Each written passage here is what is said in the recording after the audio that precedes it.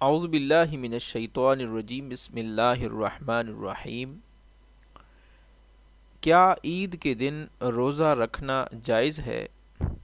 جی نہیں، عید کے دن روزہ رکھنا جائز نہیں ہے۔ حضور نبی اکرم صلی اللہ علیہ وآلہ وسلم نے عید کے دن روزہ رکھنے سے منع فرمایا ہے۔ حضرت ابو سعید خدری رضی اللہ عنہ فرماتے ہیں، نہا رسول اللہ صلی اللہ علیہ وآلہ وسلم عن صیام یومین، یوم الفطر و یوم الاضحیٰ۔ یہ سنن ابو داود کی حدیث مبارکہ ہے۔ حضور نبی اکرم صلی اللہ علیہ وآلہ وسلم نے دو دنوں یعنی عید الفطر اور عید الاضحیٰ کے دن روزہ رکھنے سے منع فرمایا۔